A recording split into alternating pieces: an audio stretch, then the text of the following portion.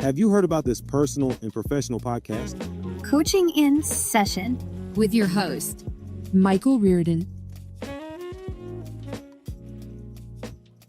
One of the interesting things that happen when it comes to mindset coaching and helping people with all aspects of their life is we typically get back all the way down, dig down deep into the root.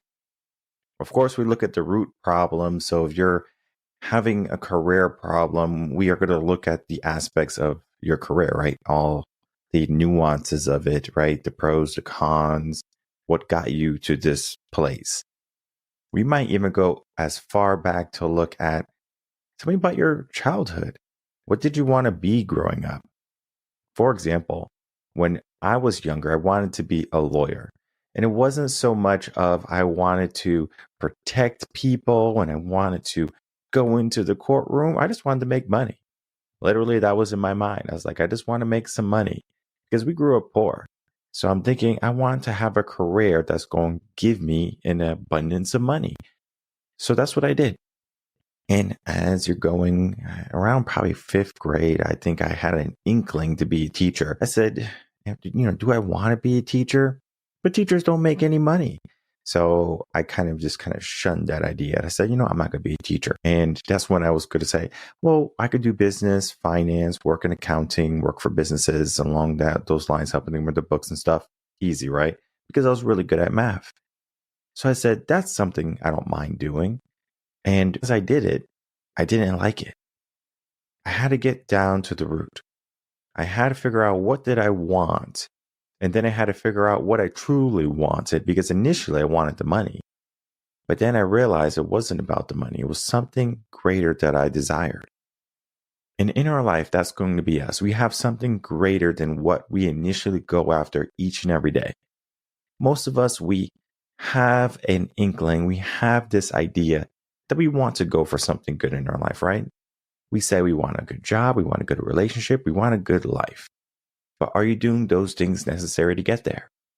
When people come into my office or they call me, they need some help, they need some life advice. You know what we do most of the time? We look at, tell me about your overall well-being. Tell me, are you being healthy? And it's not so much of how you look aesthetically, it's how you feel. Because you can be, again, you could be obese, you could be overweight, and you could feel amazing because not everyone needs to have a six-pack ab and go to the gym and run all the time and things like. Sometimes people are just perfectly content with the lifestyle that they're living. I'll tell you a story. There was a man for when we went to Tai Chi for the first time. It was my brother, my sister, and myself. We all went to Tai Chi. And it was so funny because I was doing the position wrong or something for the flow of energy. The instructor, it was two of them. It was an older gentleman and then it was a lady. And the lady kept saying, wrist down, wrist down. She was Chinese or something, I guess. And she got mad at me. She's like, wrist down, wrist down. And I had to put my wrist down. And I was like, oh man, I'm not doing too hot right now. And it was just interesting. Because the other teacher, because she was super thin, right? And the other teacher, he was a heavy set guy. And I remember him telling a story of how he did Tai Chi for 2 or 3 hours by a tree one time in the, outside or something, right? And I'm thinking in my head, if you could do Tai Chi for 2 or 3 hours, you would be in shape. And again, this is my younger self speaking. I was probably 22, maybe around there. So very young still. The concept of health and fitness for me at the time was you have to have 6-pack abs minimum, and you have to be able to bench this much, and you have to be able to squat this much.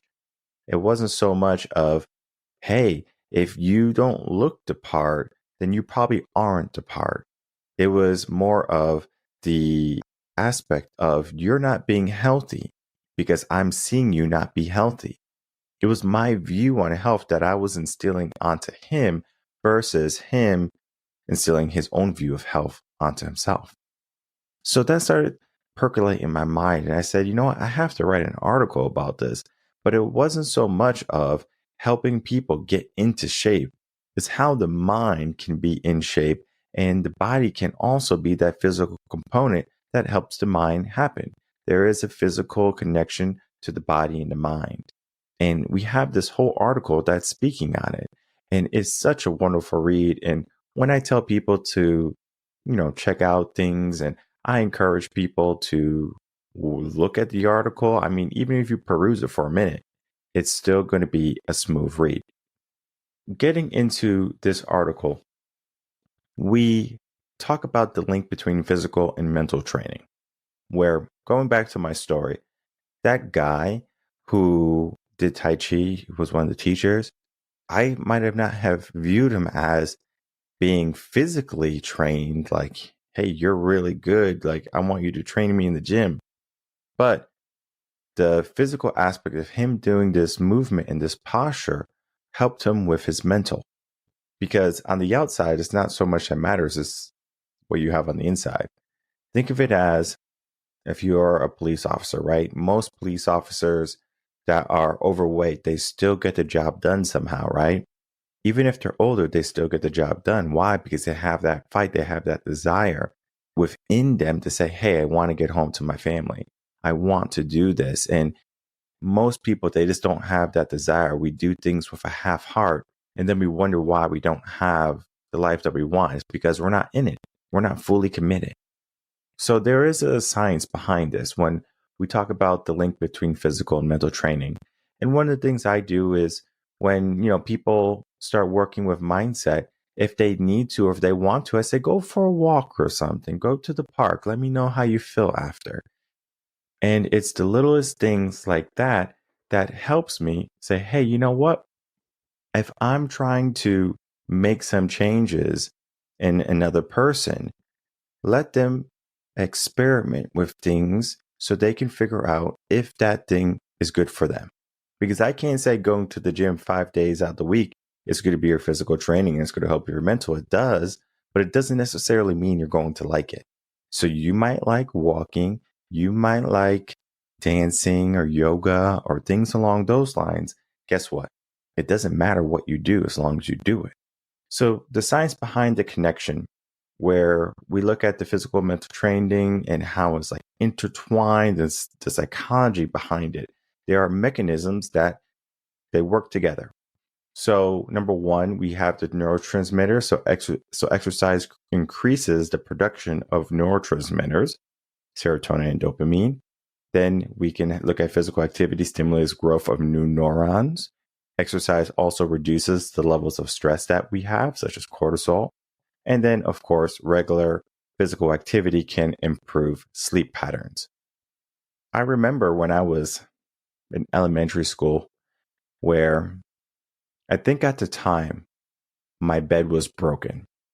And we had bunk beds because I shared a room with my brother. We would jump off the bunk bed and we would jump onto my bed, which was on the bottom. And we eventually broke the bed frame. So the mattress was just a little thin piece of cotton, it seemed like, because that's what it was. Eventually, like, it started sagging in to the broken bed frame. So it was always a divot. So I'm always sleeping like at an angle. So if you think of the letter V, my back was literally like that into the hole. So I had that type of upbringing for many years. And it was because my mom was a single mom per se at the time. My dad was doing his own thing, but he wasn't really in the picture. With that being said, we go back to the story now where some days I wouldn't even sleep on the bed because my back would hurt the next day. So I would sleep on the floor. We had carpet in the room. So it was actually more comfortable sometimes than the bed because I didn't want to sleep on the bed. And sometimes I would put a bunch of blankets in the divot to kind of try to make it as level as possible. And it worked sometimes it didn't. But I didn't get good sleep sometimes. And when I went to, go to basketball training and things along those lines, you will come home exhausted. And I mean, I'm drenched in sweat. Is interesting because I had the best sleep of my life probably after those trainings because I will run and I'll be tired and I'm exhausted. And I know some people think like if I did all this running and all this exercise, I'll be wired. Versus me, on the other hand, if I'm doing things and I know it's still bedtime, I'm going to sleep. Like I can drink a cup of coffee before sleep and I am going to bed. I'm going to be knocked out. It does not matter. I felt the best and it improved my sleep crazy. Of course, it might not be for you because I know there's people who, if they work out at night, they're wired.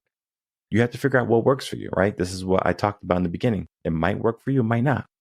There is an aspect to this in mental training, and it's so important that we look at it. Mental training enhances the physical performance. How is that possible? Well, it's going to help with our focus and our concentration. It's going to help with our stress management, and it's also going to help with pain tolerance. And by pain tolerance, I'm not only talking about physical pain. I'm also talking about that mental pain that we go through all the time. The anxiety, the stress, right? The pain.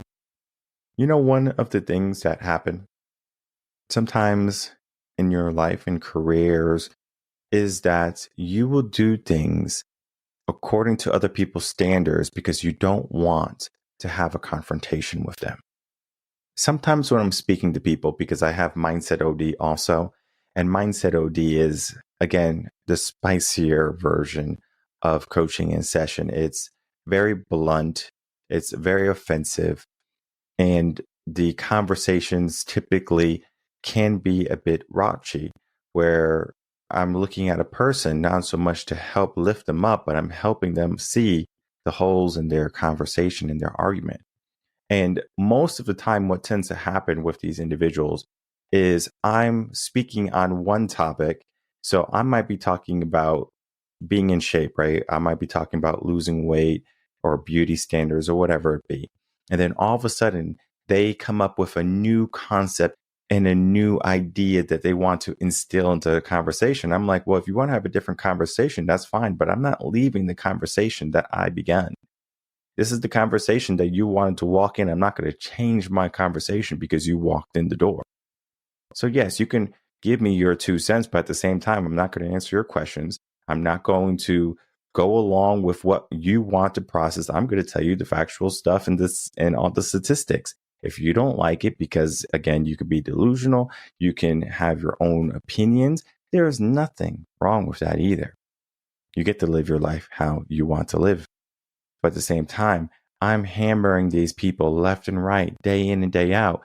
They can say whatever they want about me because sometimes they say very mean things. And I'm like, man, like, how can you even like be like a human? Like you're saying these mean things to people. But then at the same time, I guess I can say mean things to people too. But it's not so much that I'm doing it deliberately. It's that I'm doing it to say, this is the hard truth. And the hard truth can be the same thing for them saying things to me.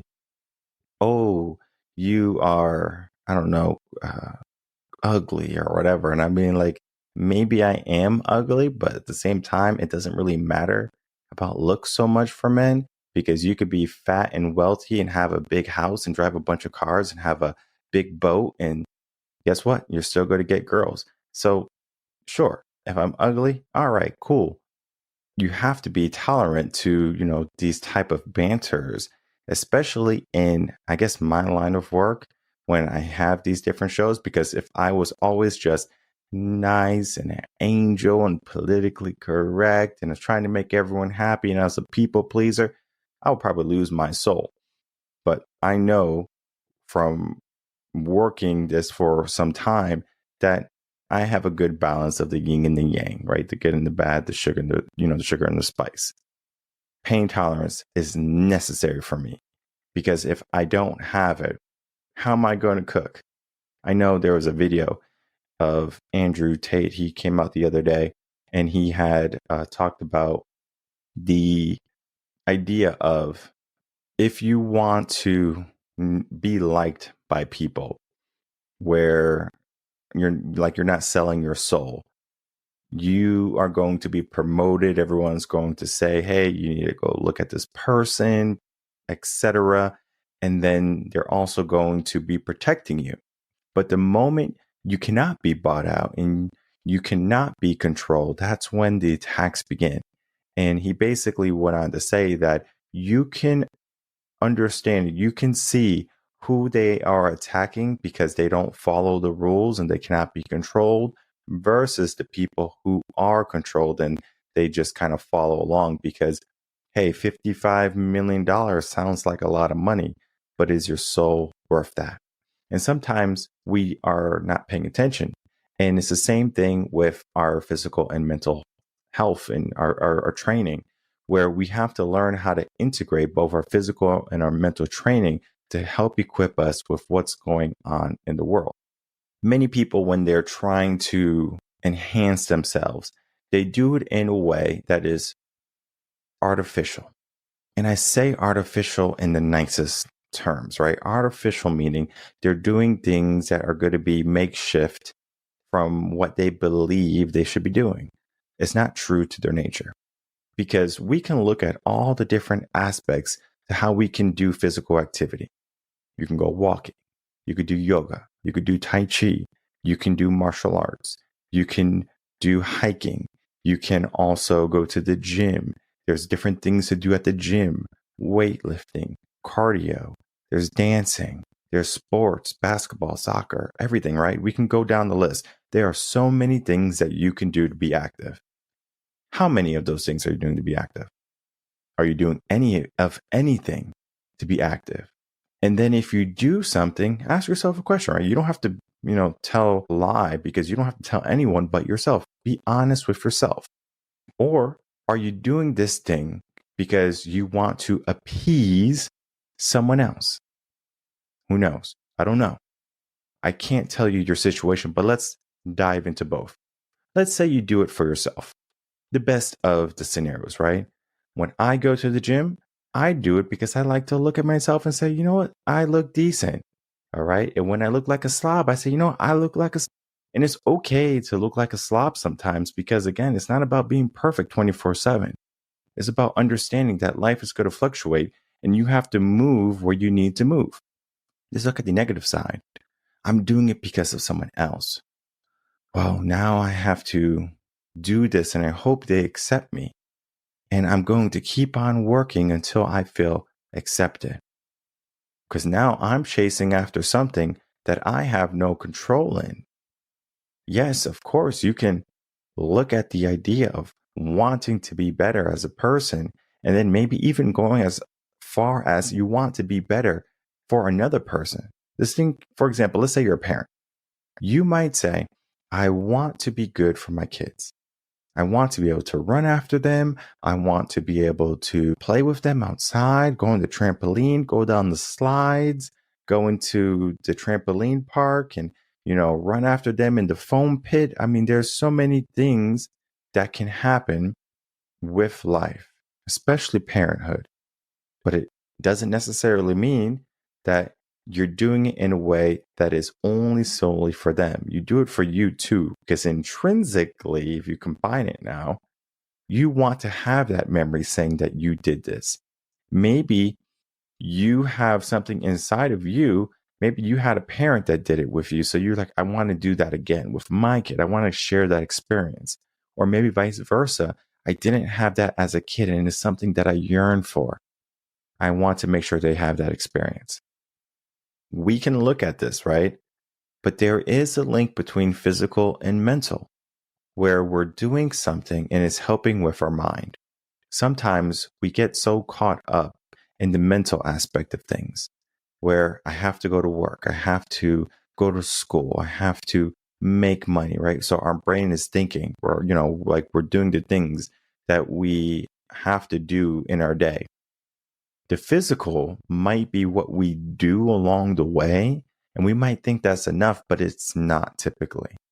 Because if we look at jobs today, we have gone away from the labor type of jobs, right? We have machines that can do most of the work now.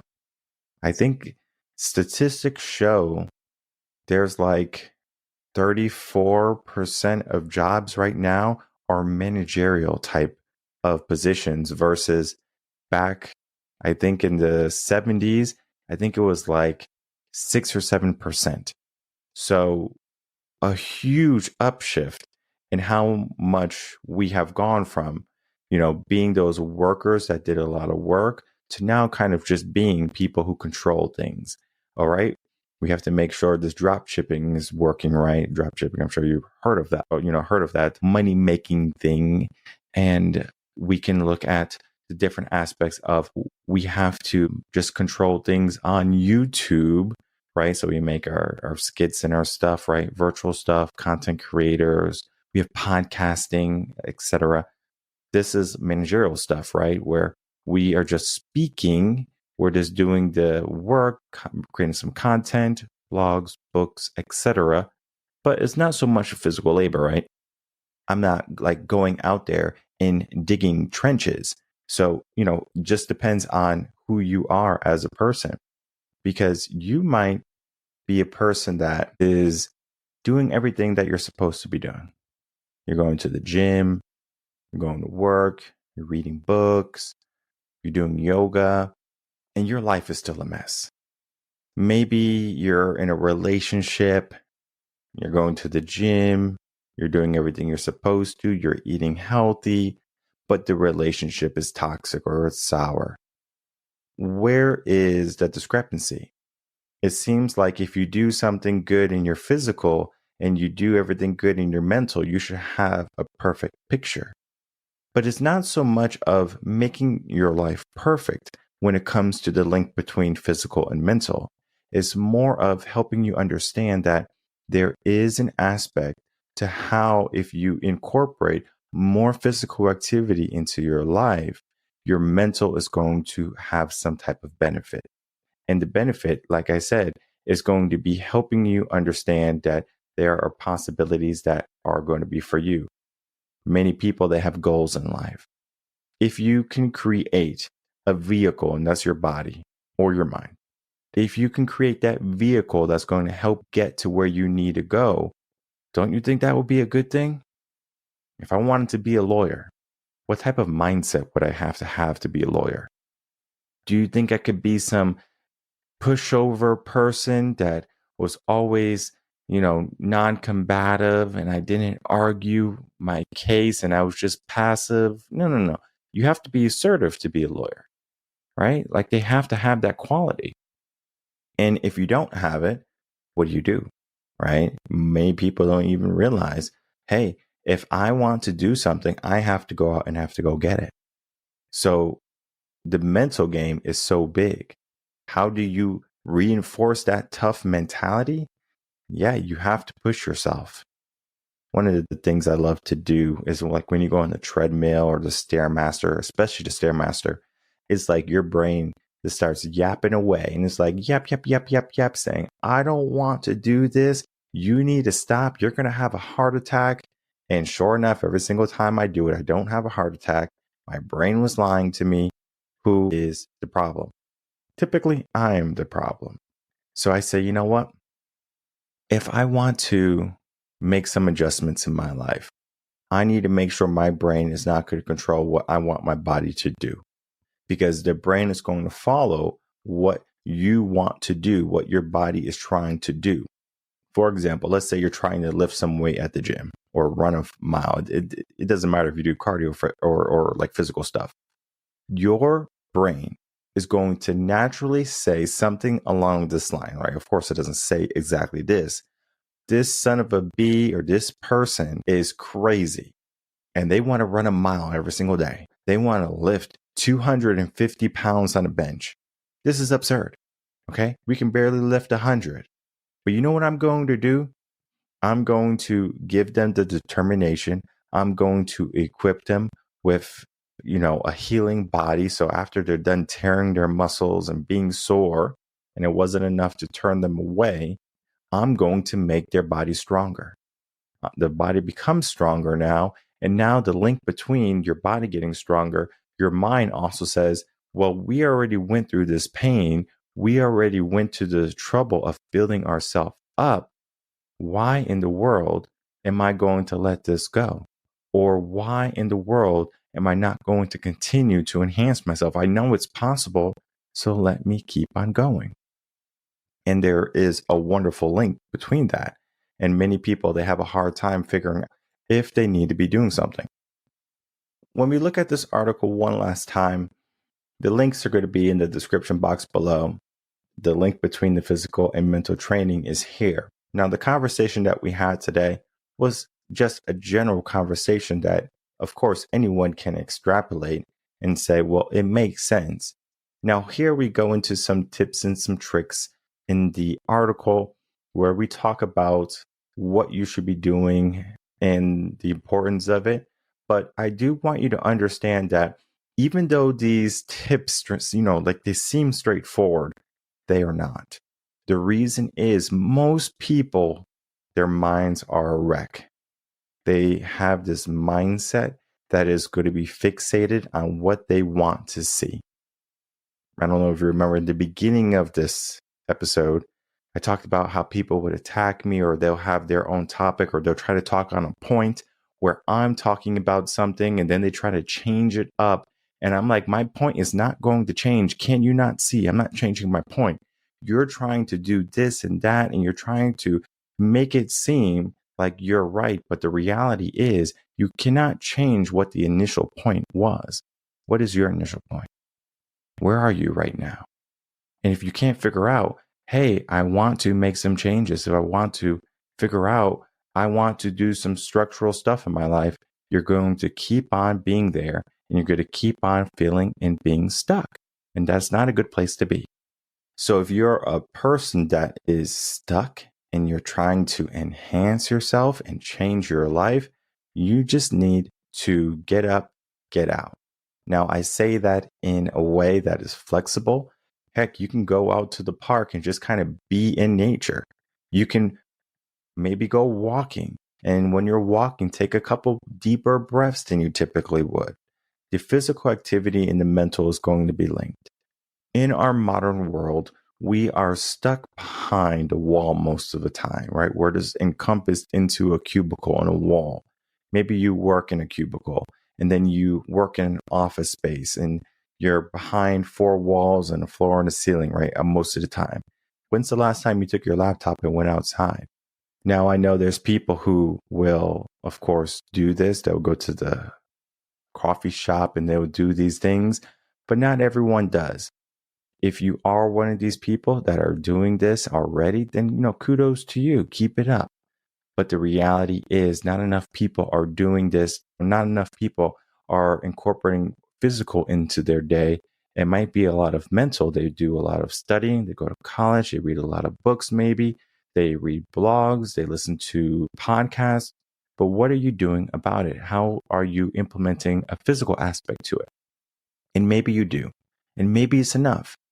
Maybe you have to make some changes. Maybe it's not enough. For example, let's say you're trying to lose a little bit of weight. You're going to the gym, you went on a diet, and the diet I'm using in quotation, you're just, maybe eating less, who knows? And you're not getting any results. Is it because you're not working out hard enough? Is it because you're still eating too much? I mean, it could be a mixture of the two. It could be one or the other. It could be something wrong with your body, right? A chemical imbalance. All of these things are there. But we do have to figure out what is for us. Because if going to the gym and only walking on the treadmill for an hour is not enough, what do? Most of the time, if you want to lose weight, I encourage you to go lift some weights, all right? Some dumbbells, some barbells, something heavy. You're going to have a better response. You're going to have more weight loss overall. This is not to say that you need to go lift weights. If you don't want to lift weights, don't do it, right? Figure out what's the best physical activity for you that's going to help your mind want to get stronger. And that's the key.